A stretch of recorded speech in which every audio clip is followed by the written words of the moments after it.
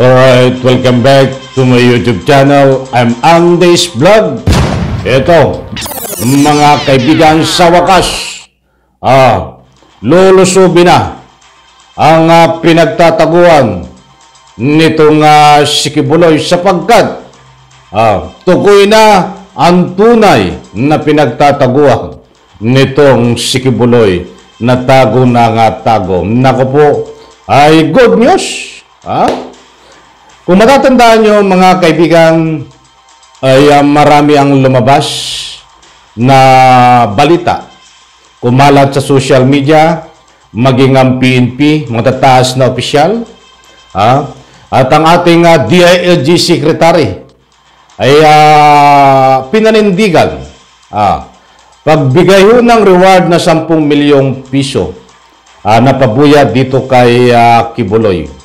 Ay marami ho ang nagbigay ng anumang impormasyon sa kinaroroonan nitong si Kibuloy noong mga nakaraang linggo. Maraming impormasyon na nagpakilala na sila daw ay membro nitong si Kibuloy. Kaya tinuro. Talagang bumaliktad, tinuro, di ba? Ay tinuro itong si Kibuloy.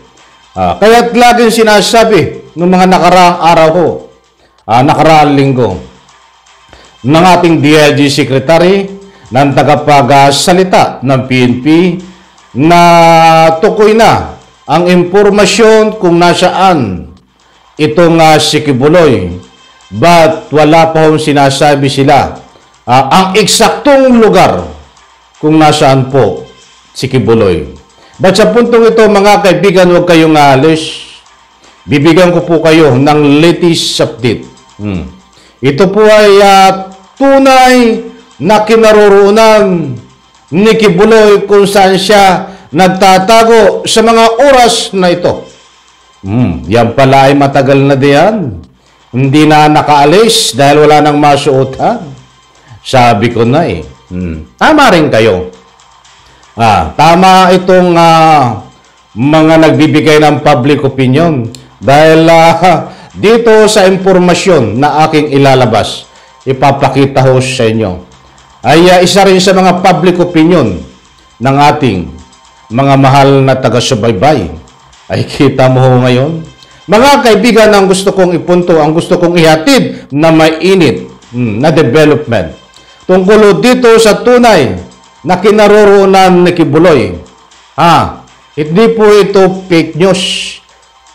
Tunay na kinaroroonan ni Kibuloy na nakahanda ng lusubin, pasukin upang pusasan itong si Kibuloy dahil ayon ho dito kay General Torre ay nakatanggap sila ng impormasyon at noon pa nila ito binabalidate at nabalidate nila ito mga kaibigan. General Torre, shout out po. Mga kaibigan, parang naman nasa lubos niyo pong pangunawa.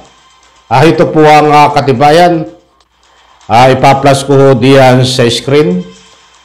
Inaanyayahan ko po kayo na panoorin, pakinggan, at nang lubos po nating maunawaan. Nako po, ay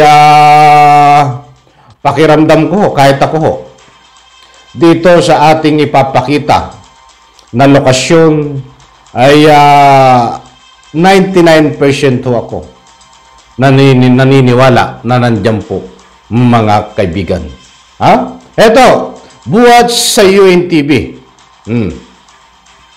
Ay kinumpirma. Ano ba ang sinasa dito? Yan, ipapakita ko po sa screen. Ito, buhat sa UNTV. Mainit-init pa ng balita. Shout out UNTV. Handang pasukin kung di susuko. PNP Kibuloy nasa loob lang umano ng KOGC. Nako, ito na ang matindi. Kinumpirma nitong si General Torre na nasa compound lang ng KOGC itong si Kibuloy na handang pasukin kung hindi ho susuko. Huwag niyo pong patagalin yan.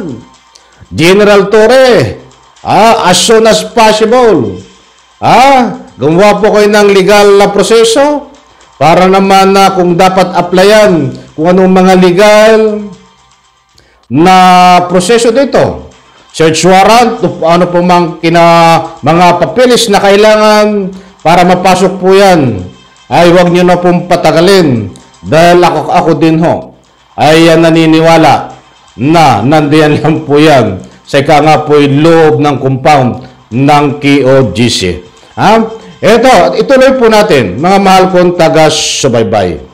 Ito, PNP, Kibuloy, nasa loob lang umano ng KOGC compound. Mga pulis sandang i-deploy para magalugad. Nakaw. Ay, alam niyo mga kaibigan, ako po ay talagang naniniwala. Kaya hindi po ito mahuli si Kibuloy ay dahil ho diyan sa kanyang kinatatayuan ngayon, diyan po sa loob ng compound. Ay hindi naman po napupuntahan pa yan. Napuntahan lang ho. Ay yung ilang bahay doon sa mga ilang bahay lang.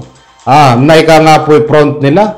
Ba't yung mismo na pinagtataguan ni Kibuloy, diyan mismo sa loob ng KOGC, ay hindi pa po napupuntahan? Paano nga ito mahuli? Bakit po natin natasabi yung mga kaibigan na hindi pa napupuntahan ng mga kapulisan, ng mga SWAT? Lahat ng nanghuli, ito ko. Ibibigay ko po sa inyo ang resibo. Posibleng nagtatago lang umano sa loob ng compound ng Kingdom of Jesus Christ sa Buhangin, Davao City, ang fugitive na si Apollo Kibuloy batay sa impormasyon ng Philippine National Police. Nako, kinumpirma mismo. Hindi ko makukumpirma yung mga yan. At kahit sinasabi nilang posible, yan po ay kaya nagsalita ngayon dahil meron na po silang matibay na impormasyon na nabalited na talagang nandiyan yan. Ituloy ko po. Handa naman ang pulisya na pasukin at galugarin ang compound kung ayaw isuko ng KOGC ang kanilang leader. Nako, handa naman ng mga pulisya na pasukin at gulagarin ang compound. Tingnan. Mga kaibigan, ito pong kabuuan ng video na interview kay General Torre ay akin pong inaral, pinanood kong mabuti bago ko po ihatid sa inyo. Ito po ay actual interview ni General Torre na sinasabi nga ni General Torre, direktor po diyan sa Davao, ay nandiyan lang, nagtatago, ginagamit ho na human shield itong mga membro nila. Bakit ko po nasabi na ang tunay na pinagtataguan ni Kibuloy ay hindi pa napupuntahan dyan mismo sa loob ng KOJC?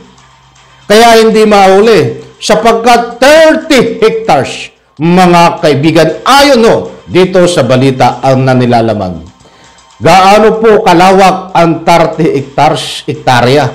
Napakalawak po niyan, 30 hektarya. Ay hindi pa po napupuntahan, mga kaibigan. Ang tanging napupuntahan lang ng mga nakaraan na nag-serve ng warrant of arrest ay yung mga ilang kabahayan lang Hindi po whole na parameter. Hindi po kabuuan na ika nga po pag-aari na nasasakupan ni Kibuloy na alam ko po na nandiyan lang din yan sa ika nga po loob ng KOGC na nagtatago. Ngayon mga kaibigan, hinahamon ni General Torre, kung talagang wala diyan si Kibuloy, papasukin sila ng kusa at magdideploy siya ng 100 pulis na walang armas para lang mapasok, para lang puntahan. Mga kaibigan, hindi maghahamon yan si General Torre. Isang general, isang direktor na wala siyang matibay na impormasyon na pinaghahawakan kung dyan talaga Sikundian nagtatago itong si Kibuloy. Kaya ho malakas ang loob niya na maghamon ayon ho sa aking pag-aanalisa at public opinion. Alam ko, matibay ang impormasyon na nandiyan ho si Kibuloy sa ikangapoy loob ng KOJC. Kaya dito nga ho sa balita na ito, handa nang lusubin, handa nang pasukin. Ito pong pinagtataguan ni Kibuloy ayon dito sa balita na ito, kung hindi isusuko ng mga membro ni Kibuloy. Kung magugulitan nyo po, panay po ang checkpoint.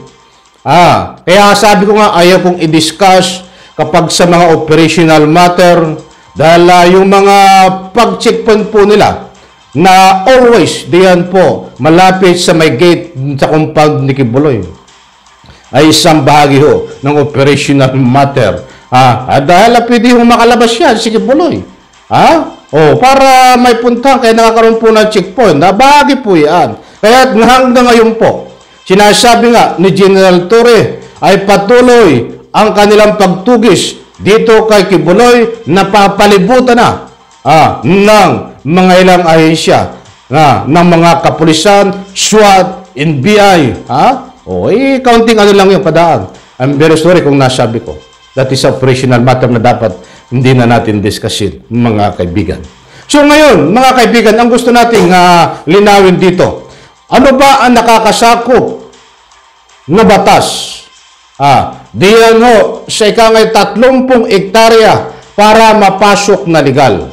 Ako po ay nagtatanong, dahil consensuaran do, ang kailangan lang dito para magkaroon po ng ikanga po paggalugad sa 30 hektarya po na pinagtataguan ni Kibuloy, di umano, ayon kay General Torre na talagang nandiyan, ginagamit ng human shield ang mga kanilang membro, mga kaibigan.